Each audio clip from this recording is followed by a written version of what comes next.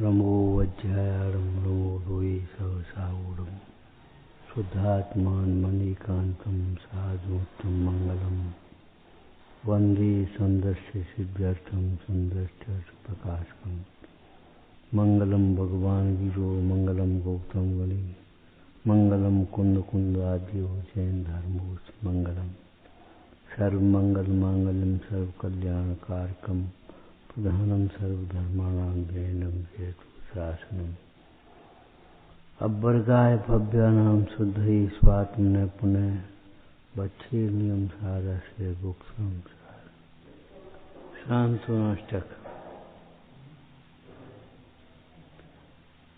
मतलब ये है सांत्वना देने की विधि।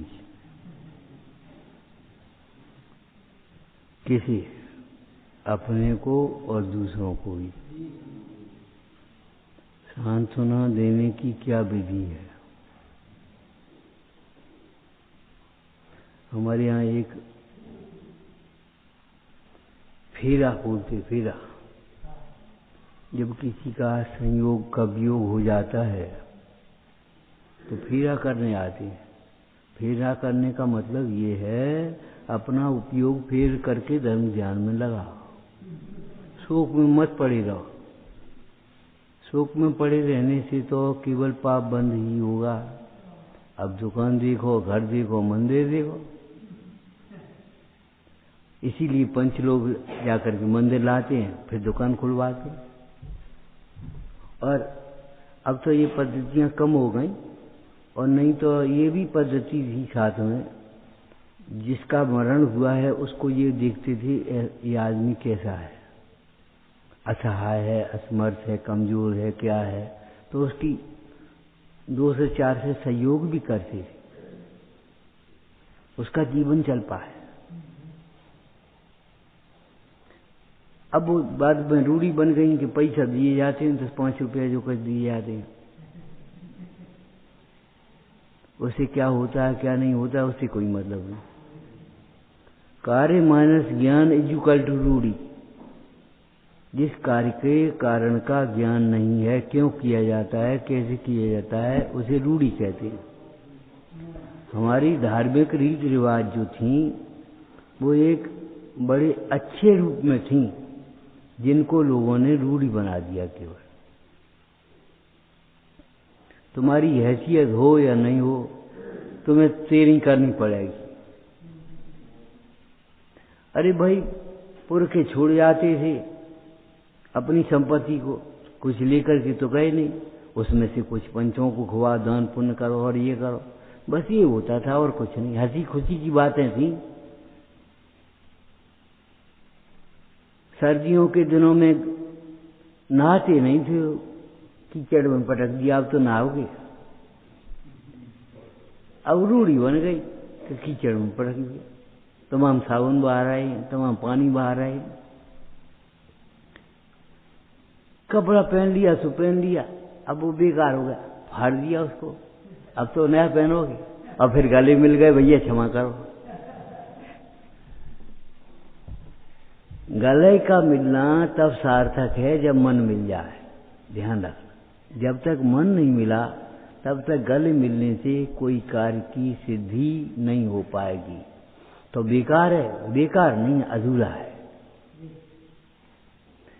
ये कपड़ा धुल गया और प्रेस नहीं हुई, अब पहनोगे क्या, बेकार है, बेकार नहीं, अधूरा है। हम उसे अधूरा कहते हैं। जैसे स्वाध्याय के बिना दर्शन अधूरा है, सामायिक के बिना स्वाध्याय अधूरा है, और सारा जीवन अधूरा है सामायिक के बिना।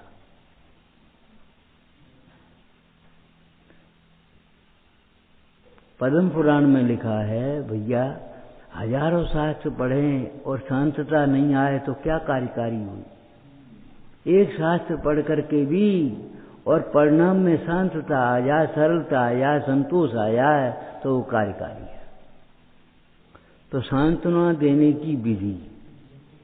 कभी कभी अपन टेंशन में पड़ जाते, लोगों को नींद नहीं आती। क्यों नहीं आती? शरीर थकता नहीं है, शरीर के थकने के सारे काम खत्म हो गए, और मानसिक टेंशन इतना है, थकता है कि आदमी परेशान है। बस बदल रहा करो।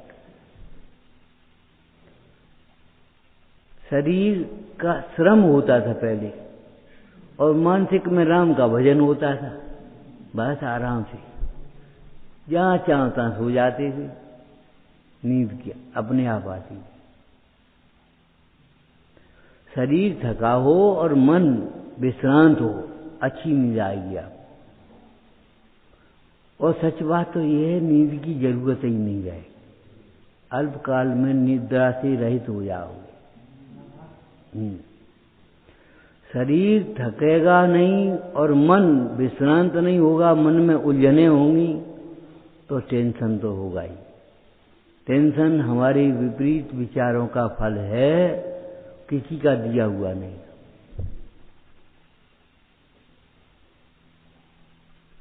सांत्वना का क्या उपाय है, कैसे सांत्वना दिया है? अपना मन आकुल व्याकुल हो रहा है, उसने ऐसा कह दिया, उसने ऐसा कर दिया, ये ऐसा बढ़ गया, ये ऐसा हो गया, आकुल व्याकुल। अब क्या करें, कुछ नहीं होता, अभी से बीमार है, शरीर काम नहीं देता, बुढ़ापे में क्या होगा, सोच सोच करके परेशान। ये जीव विपरीत सोचों से परेशान है, बाद बाकी दुख का कारण नहीं है। क्यों? आत्मा में दुख है नहीं और परद्रव्य दुख का कारण हो नहीं सकता, क्योंकि परद्रव्य भिन्न है। परद्रव्य भिन्न है, वह दुख का कारण हो नहीं सकता। और आत्मा में दुख है नहीं, आत्मा का स्वभाव नहीं। दुख क्या है का कारण? दुख का कारण क्या है? मिथ्या दर्शन, हमारी मिथ्या श्रद्धा। ये शरीर है, सोई में हूं, ये परिवार मेरा है, ये व्यवहार मेरा है। हम पूछते हैं, एक बुढ़िया थी, उसका इकलौता पुत्र शांत हो गया। एक बाबा जी अपने मग्न बैठे, महाराज हम तो लुट गए, हम तो बर्बाद हो गए, हम क्या करें, हमारा एक ही लड़का था, वो शांत हो गया। बोली लड़का मिल जाए तुम्हें तो? बोली जैसे बढ़िया का बात है। बोली चलो हमारे साथ। ले गया जहाँ अनाथ बच्चे रहते, जिनका कोई कहने को नहीं था। बोले बेटा इनमें से बच्चा आपने पकड़ लो। क्या करना चाहते हो? हमने ही देखा एक ही परिस्थिति में एक अज्ञानी दुखी और एक अज्ञानी तो था लेकिन अज्ञान की मन था वो सुखी। हमारे मैनेजर साहब थे कॉलेज में, लड़का नहीं था कोई। अब वो उनकी पत्नी बहुत दुखी, लड़का नहीं है, लड़का नहीं है। सुबह जब कह देते जाके स्कूल में बैठा करो, ये लड़के कौन किए, अपने नहीं तो कौन किए बता, और तुम्हें क्या करना चाहिए?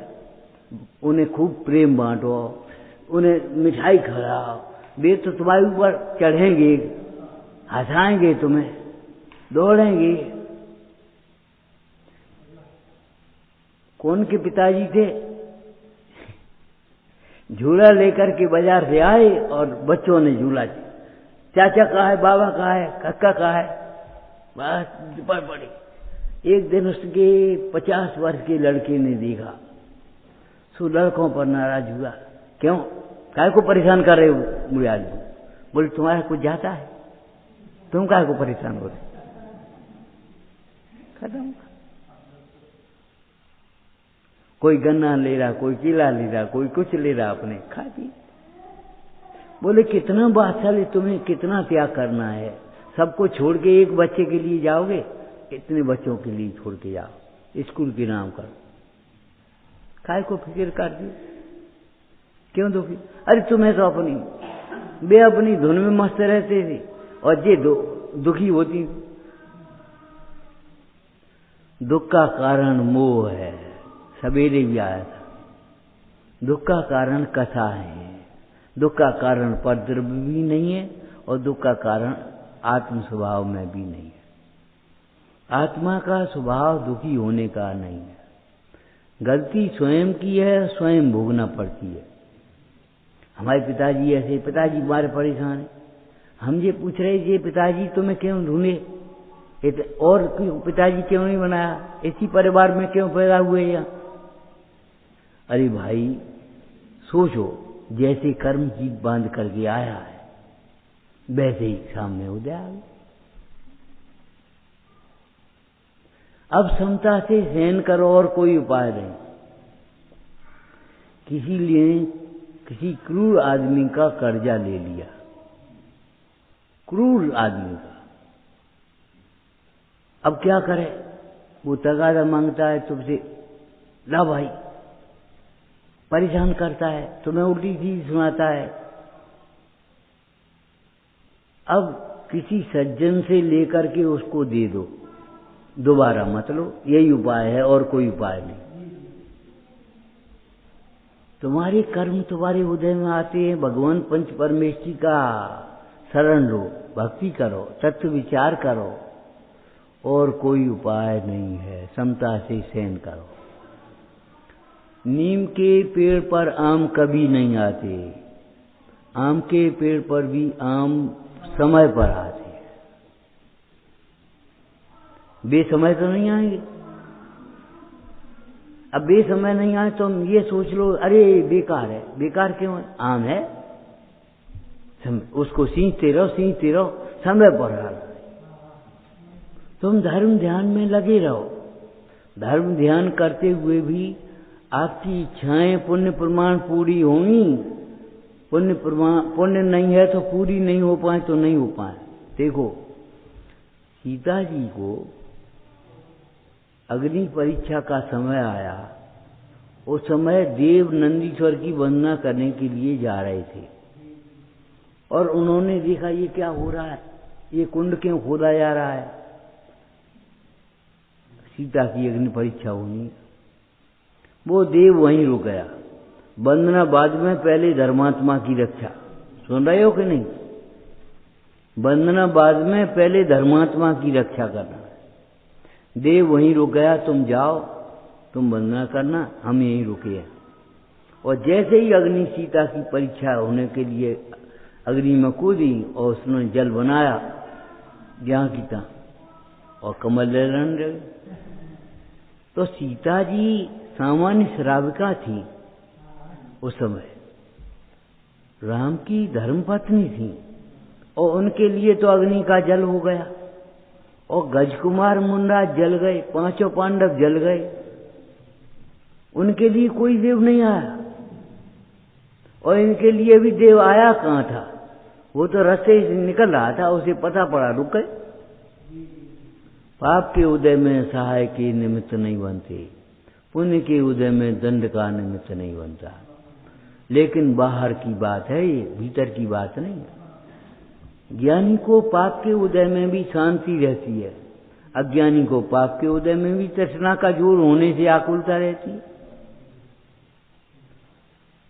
तृष्णा है इसलिए आकुलता है उसको, और इसको तृष्णा नहीं, संतोष है, तो पाप के उदय में भी सुखी। एक के सामने भोजन नहीं है, आज बन पाया, कोई बात नहीं। आटा नहीं है, खिचड़ी तो है, खिचड़ी बना लो। और एक के सामने थाली भरी है और वो बैठा सामने, हमें नहीं खानी, क्यों?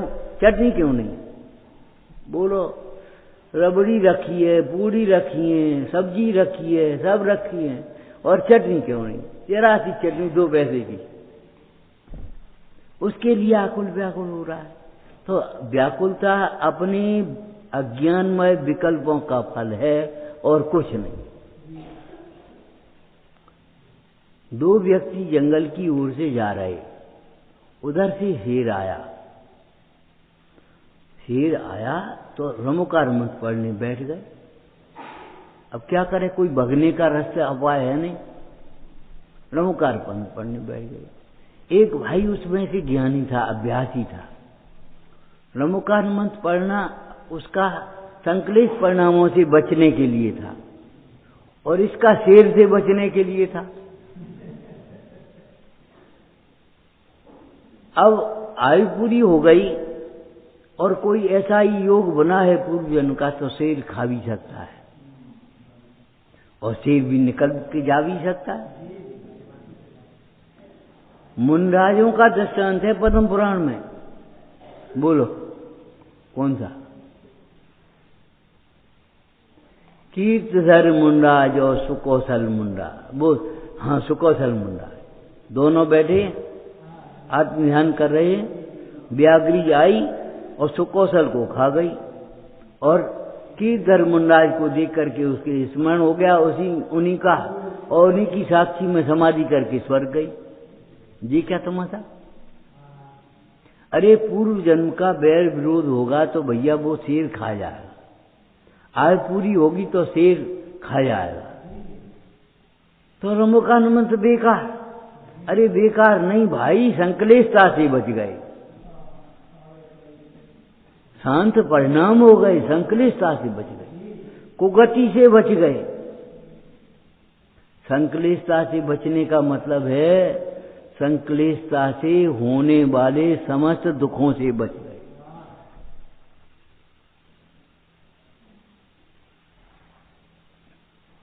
हम इन बच्चों से कई बार कहते हैं भैया यहां बैठना सीखो, दुकान भी तुम्हारी यहीं से चलेगी,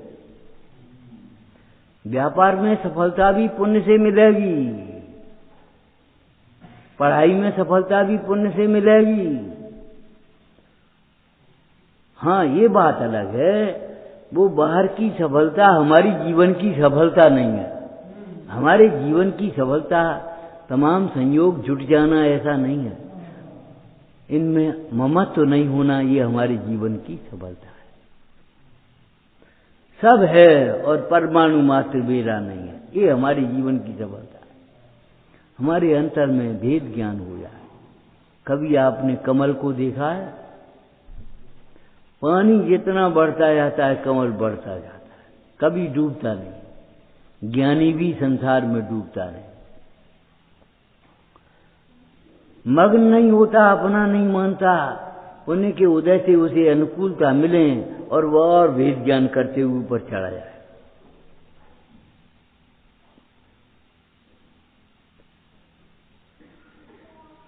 सांत्वना देने की विधि क्या है? सांत्वना लेने की विधि क्या है? अपने को सांत्वना देना माने लेना। सांत्वना अपने में कैसे सांत्वना करेंगे? अपने को स्थितिकरण तत्व विचार से होगा, अपने को सांत्वना करेंगे तत्व विचार से, और दूसरे की सांत्वना करेंगे सहयोग से, सेवा से, विनय से, जैसे बनेगी। बल्कि एक शब्द में बहुत बढ़िया कह दिया बुद्धजन जी ने, जैसे तैसे दृढ़ करे। साधर्मी पहचान जैसे तैसे दृढ़ करे। जिस प्रकार से हमें भूख लगी है तो भोजन दे, तकलीफ है उसका इलाज करो, सेवा की जरूरत है सेवा करो, बड़े लोग हैं विनय की जरूरत है तो विनय करो, और तत्व ज्ञान का सहयोग करो। ध्यान रखना, हमने आपसे कहा था ईसाइयों की सेवा में और जैनों की वैयावृत्ति में बहुत अंतर है। ईसाइयों की सेवा में आत्मा कहाँ है? जैनों की वैयावृत्ति में आत्मा है। आपके परिवार को भी कोई ऐसा नहीं है जिसे आत्मा की चिंता पड़ी हो। इसका क्या होगा? अब हमारा क्या होगा? तुम आनंद से जाओ, तुम्हारा क्या होगा ये सोचो। परसों क्या कहा था? अच्छी जगह जाइयो ऐसा नहीं कहा, अच्छी जगह अच्छी तरह रहियो ये नहीं कहना है, अच्छी तरह जाना।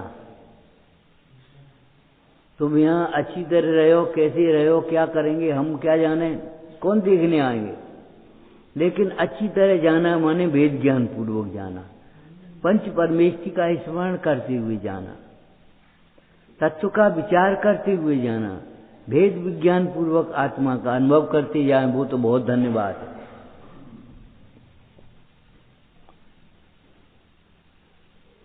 जाने के बाद फिर संसार में नहीं आना पड़े, ये तो उत्तम बात है। एक खुराक के बाद दूसरी खुराक नहीं लेनी पड़े, ये तो वैद्य की अच्छी बात है। रोज रोज दवाई लेने जाना पड़े, 6 महीने इलाज चले, ये कोई अच्छी बात है? तो एक बार की बात फिर संसार में लौट करके नहीं आना पड़े। बोलो प्रद्युम्न कुमार ने क्या कहा था, कामदेव प्रद्युम्न कुमार, हे माता जितना रोना हो तो रो ले, अब मेरी भी प्रतिज्ञा है मैं दूसरी माता नहीं बनाऊंगा।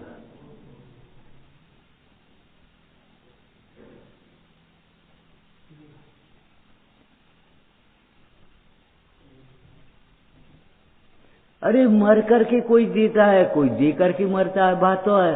कितना अंतर हो गया, बहुत अंतर हो गया। दे करके मरने वाला बड़ी शांति और संतोष से मरेगा, और मर करके तो सवेर देना पड़ेगा, मजबूरी है।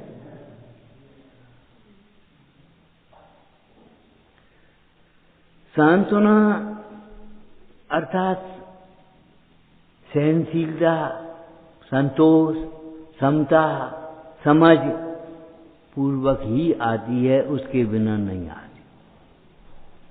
कैसी सुंदर लाइन है, व्याकुल होना तो दुख से बचने का कोई उपाय नहीं। व्याकुल होना तो दुख से बचने का कोई उपाय नहीं। क्या होता है कई बार पुण्य के उदय में हम भगवान को नहीं गिनते, कहाँ का भगवान, फुर्सत नहीं है। और पाप के उदय में हे भगवान,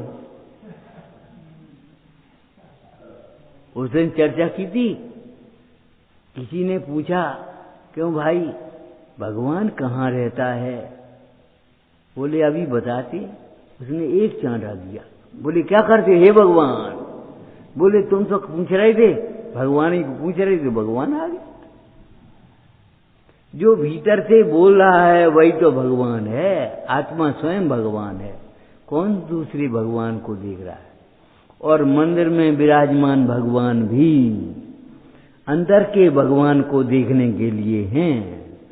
अंतर के भगवान को नहीं देखा तो पूजा अधूरी है, दर्शन अधूरे हैं तुम्हारे। जैसे वहां तक आया और यहां तक नहीं आया तो अधूरा तो आया, पूरा तो नहीं हुआ, वहां से लौट गए। ऐसे ही दर्शन करके हम रोज लौट गए, लेकिन अगर हमने भगवान जिसे देख रहे हैं उस आत्मा को नहीं देखा तो हमारा दर्शन अधूरा रह गया, पूरा नहीं हुआ। अरे भगवान, ये मंदिर क्या लिखा है, छोटे से पुट्ठे पर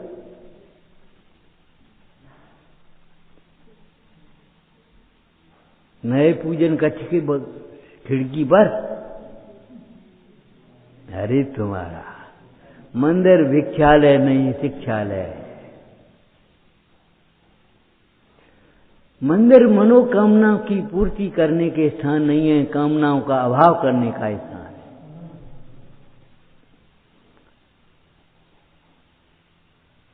मेटो राग कुटीव, हमारी ये कुटीव पड़ रही है, जिसे देखते उसे इष्ट मान करके और राग करने लगते हैं। हे भगवान, मेट और राग कुटीव, कितना अंतर है। भगवान को देखो और अपने को देखो। अपन एक पदार्थ देखते हैं और कितने विकल्प खड़े हो जाते हैं। भगवान के ज्ञान में सारा लोकालोक झलकता है और एक भी विकल्प नहीं होता। विकल्प करना जीव का स्वभाव नहीं है। अज्ञान से हो रहे विकल्प, अस्थिरता से हो रहे विकल्प। व्याकुल होना तो दुख से बचने का कोई उपाय नहीं। पाप पुण्य के उदय में ये जीव रौद्र ध्यान करने बैठ जाता है, किसी को नहीं गिनता, और पाप के उदय में आर्त ध्यान करने बैठ जाता है। ज्ञानी को पुण्य के उदय में भी धर्म ध्यान और पाप के उदय में भी धर्म ध्यान। जबकि ग्रंथों में लिखा, मूलाचार में है, प्रस्तावना में, कि देखो जैसे बहुत भीड़ का स्थान हो तो छोटा बच्चा भी माँ की उंगली को कस करके पकड़ लेता है। बहुत भीड़ का स्थान हो तो छोटा बच्चा भी माँ की उंगली को कस करके पकड़ लेता है, कहीं खो न जाए। ऐसे आपत्ति विपत्ति के काल में भी तुझे भगवान पंच परमेष्ठी को कस करके पकड़े रहना चाहिए। उनका विस्मरण न हो पाए, उनके द्वारा बताए गए तत्व का विस्मरण न हो पाए। चैतन्य का स्मरण प्रतिक्षण करो। क्यों? जितना भी दुख है वह चैतन्य के विस्मरण का है अथवा चैतन्य को बताने वाले पंच परमेष्ठियों के विस्मरण का है। पूर्व काल में पंच परमेष्ठियों का स्मरण भी किया होता तो आज ये दशा नहीं होती, यहां हम नहीं आते। मेढक ने भी जब भगवान की पूजा का भाव किया तो स्वर्ग गया, यहां नहीं आया पंचम काल वर्ष हेतु।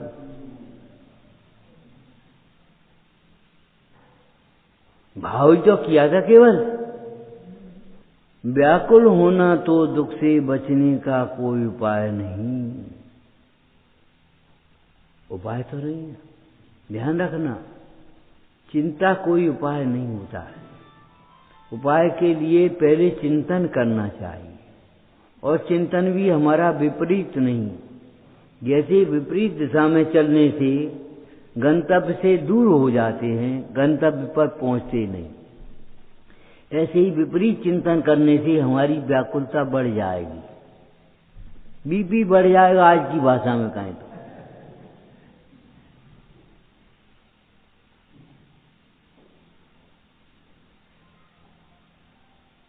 और तत्व चिंतन होगा तो घट जाएगा अपने आप। शांति रखो। व्याकुल होना तो दुख से बचने का कोई उपाय नहीं। बोलो, अर्थ करो इसका चार नियोग के आधार से। महापुरुषों ने व्याकुल होकर के रोने का उपाय नहीं बनाया। महापुरुषों ने उस समय में धैर्य ही धारण किया। मीना सुंदरी से भी मुंडराज ने क्या कहा? बोले, मुनि पुत्री धैर्य धरो। धैर्य धारण करना उपाय, पहला उपाय, अंतिम उपाय नहीं है, पहला उपाय। और फिर सिद्ध चक्र का पार करो। इसमें क्या आ गया? भगवान की भक्ति, तत्व विचार और ज्ञान से समाधान होगा। पूर्व कर्म का तुम्हारा ही उदय, तुम्हें काटने पड़ेंगे। देखो भाई, संपदा पुण्य के उदय से आ जाए ज्यादा भी तो सब लोग भोग लेंगे। हमने एक दृष्टांत दिया था, अगर पुण्य के उदय की संपदा व्यापार में आ गई तो सब भोगेंगे, लेकिन उसको थकान को कौन भोगेगा? व्यापार करते करते थक गए, उस थकान को कौन भोगेगा? बाई ने रोटी बनाई, पूरी बनाई, सब लोग खाएंगे। बाई अच्छी बनाती है, बहुत अच्छी बनी, बहुत अच्छी बनी। और बनाते समय अगर उंगली जल जाए तो उस जलन को कौन भोगेगा? स्वयं को भोगना पड़ेगा, दूसरा कोई उपाय नहीं।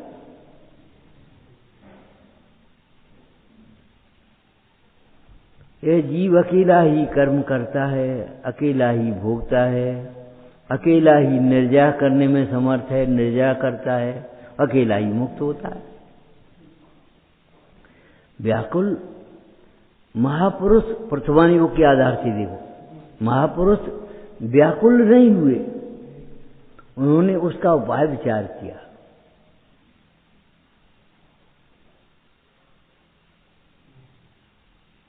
क्या व्याकुल हो गए, अब क्या करेंगे ये नहीं सोचा।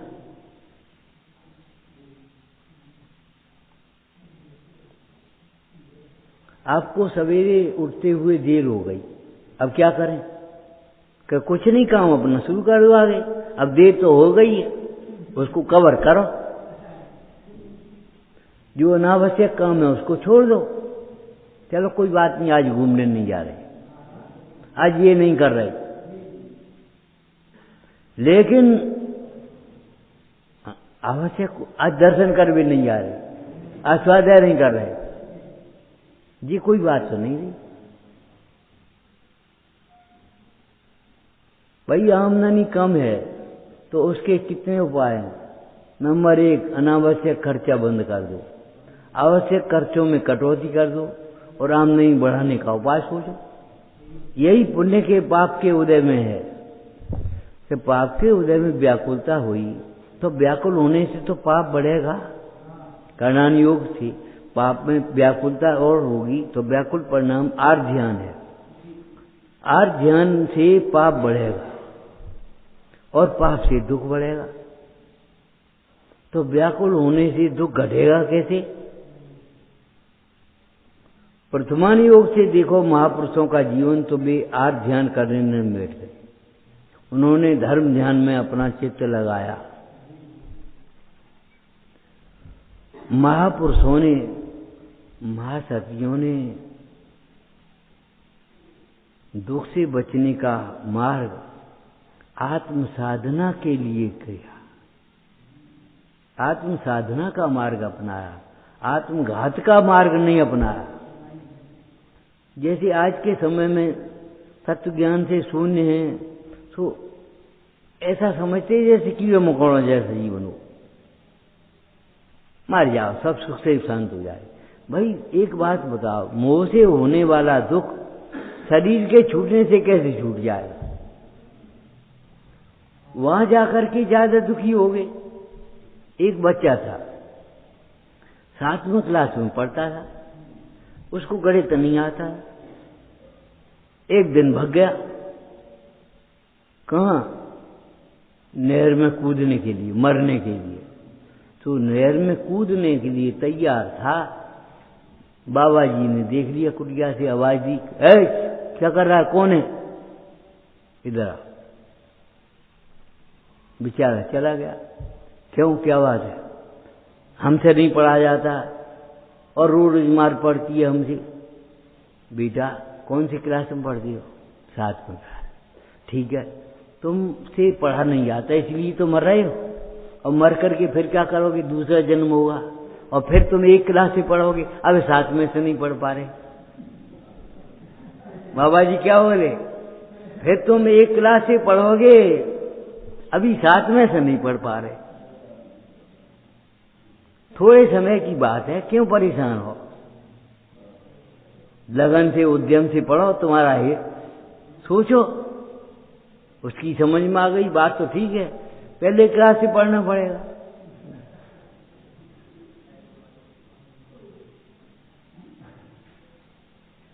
व्याकुल होने से क्या होगा? मरण की ओर दौड़ जाएंगे। शास्त्रीय बात बता रहे चरणन योग की। काम का प्रथम चरण है चिंतन और अंतिम है मरण। भोगों का अगर चिंतन भी करोगे, भोगों से सुखी होने की कल्पना भी करोगे तो मरोगे अंत में, और कुछ नहीं होगा। हमारे हिंदुस्तान का तो एक टांगे वाला भी कह देता सामने तुम खड़े हो जा, क्यों मरने को फिरता है? इधर उधर देख, चलना इधर है और देख इधर रहा है, क्यों मरने को फिरता है? तुझे मोक्ष मार्ग में चल रहा है और संसारी जीवों की ओर देख रहा है। इनके पास इतना हो गया, इनके पास इतना हो गया, इनके पास ये हो गया, इनकी गाड़ी आ गई, इनकी बंगला बन गए, इनके ये हो गया। अरे भैया ध्यान रखना, सदाचार से जीवन भर कमाते हुए गरीब भी बने रहो तो अभी कोई बात नहीं, शोभा है। और अनाचार से धनी होने की अपेक्षा श्रेष्ठ है।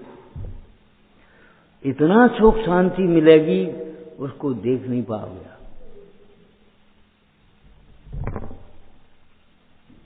व्याकुल होना, आर्ध्यान, कर्म का बंध। कौन से कर्म का?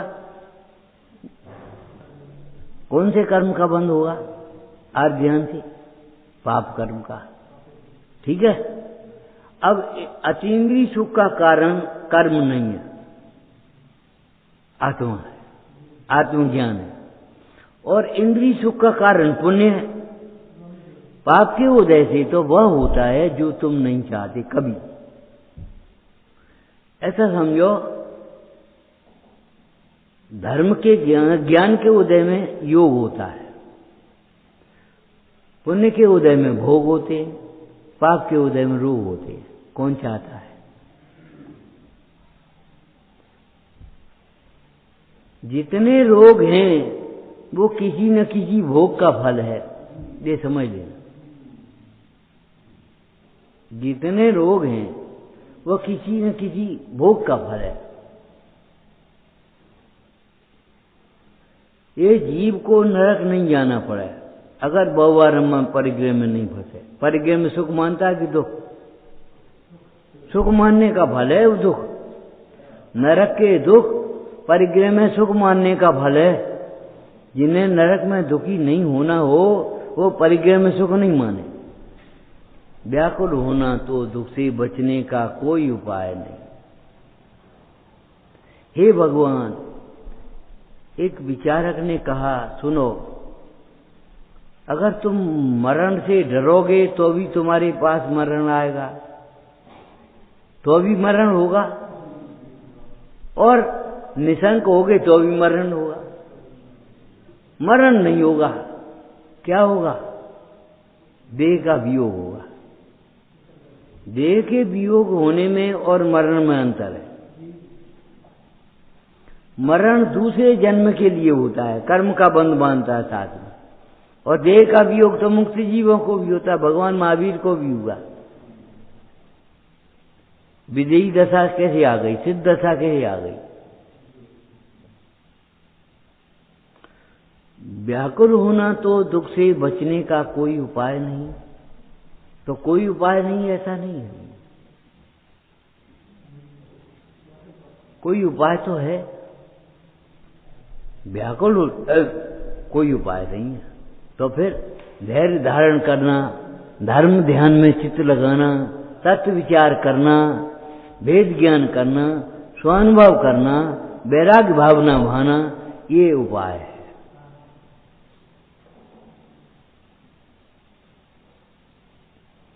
व्याकुल होना उपाय नहीं है तो सच्चा उपाय क्या?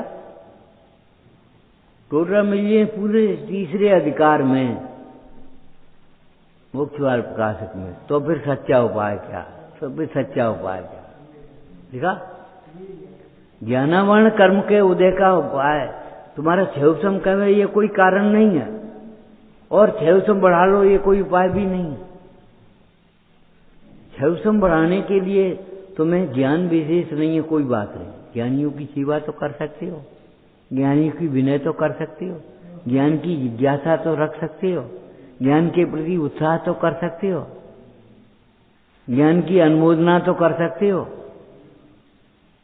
तुमने ज्ञान की अनुमोदना भी नहीं करी, ज्ञान की प्रशंसा भी नहीं करी, ज्ञान का सहयोग भी नहीं किया, ज्ञान की विनय भी नहीं करी, ज्ञान, इसलिए तुम्हारे ज्ञान वर्ण का तीव्र उदय आया। तुम्हें ज्ञान नहीं है, कोई बात नहीं। ध्यान रखना, गरीब होना अपराध नहीं है। पाप कर्म का उदय है, पाप नहीं है। गरीबी में संकलेश करना ये पाप का उदय है, पाप का परिणाम है। अन्याय करना, चोरी करना, ये पाप का काम है, पाप का उदय नहीं।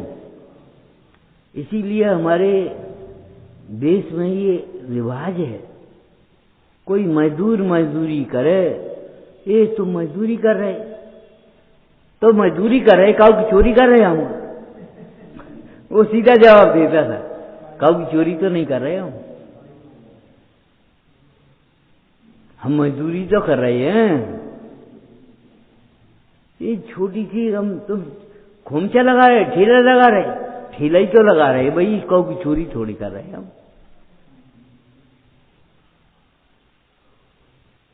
व्याकुल होना तो दुख से बचने का कोई उपाय नहीं। पाप बंध भारी होगा, होगा भव्य अपाय में, दुख का नाश व्याकुल हो जाने से नहीं हो जाएगा। पद्मनंदी पंचशतका में लिखा, जो प्रतिकूलताओं में दुखी होता है, शोक करता है, वह जीव ऐसा है सांप के निकल जाने के बाद लकीर पीटता है। लकीर पीटने से लाठी टूटेगी, लकीर नहीं पीटे और धूला तेरे माथे पर लगेगा, सांप तो मरेगा, सांप तो निकल गया। ऐसे शोक किसके लिए कर रहे हो? वो संयोग का वियोग तो हो गया, वो तो गया। अब तुम शोक करने से अपने परिणामों को क्यों बिगाड़? पाप बंध भारी होगा, भारी पाप बंध होगा। कैसे? व्याकुल होने से। एक बहुत सुंदर चरणान योग में कथन आया, पाप के उदय की प्रतिकूलता को और पुण्य के उदय की अनुकूलता को भी हम कह रहे हैं, उसमें नहीं है। पुण्य के उदय की अनुकूलता और पाप के उदय की प्रतिकूलता को समता के सहने से भी इतनी निर्जरा होती है, बहुत तप करने से भी नहीं।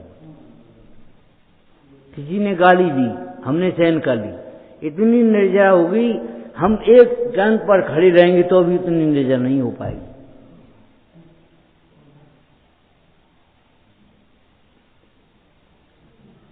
पुण्य के उदय में अभिमान नहीं हो, समता से सहन कर लो।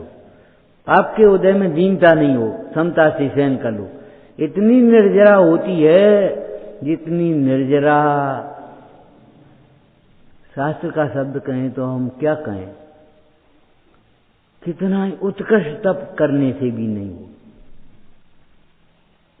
तुम अनशन उधर तप करो और समता से सहन नहीं करो तो तपस्वी हो, काय की तपस्वी तो क्रोध करती हो, ऐसे काय की तपस्वी हो, तुम अभिमान करती हो, काय की तपस्वी हो, मायाचारी करती हो। भीतर तो तुम्हारी ये भरा है। सामान्य लोग भी कह देते हैं, सोचना चाहिए। रावकाचार में क्या लिखा सदा सुखदास जी ने, कोई भी कुछ कहे, आप ये सोचो पहले नंबर पर ऐसा दोष हमें है या नहीं। हो तो दूर कर लो और नहीं है तो परवाह मत करो, संकलेश मत करो। तुमने नहीं कही, बहुत अच्छी बात, नहीं कही, रहने दे। तुमने अगर कही हो तो फिर अब मत कहना, बस खत्म। अब इसमें बुरा माने की अच्छा माने क्या बात हो गई? ऐसा दोष अपने में हो तो दूर कर लेना, अपने में नहीं हो तो कोई बात। अरे उस दोष की अनुमोदना भी न हो जाए, उस दोष के प्रति हम मलिन मन भी न हो जाए, ये सोचना।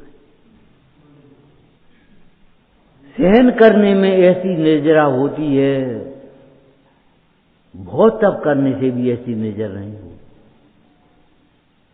अनुकूल और प्रतिकूलता में समता रखना धर्म है। अनुकूलता में रूढ़ी की क्रिया कर लेने से परिणाम के अनुसार पुण्य भले हो जाए, धर्म नहीं होगा।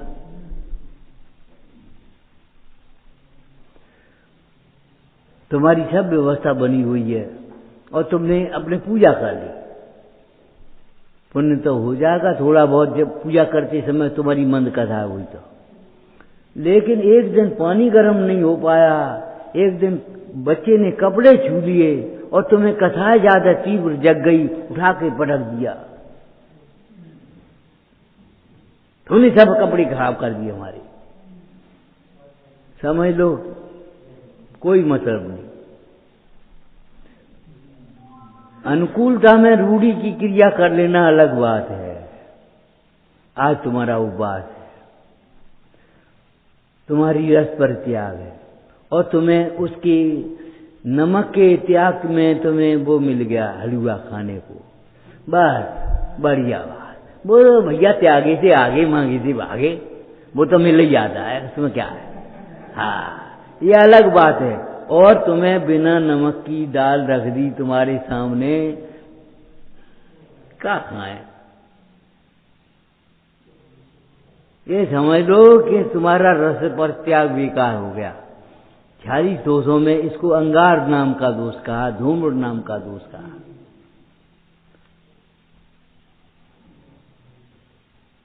व्याकुल होने बचने का कोई उपाय नहीं, इसलिए व्याकुल होना छोड़ो, शांति से विचार करो।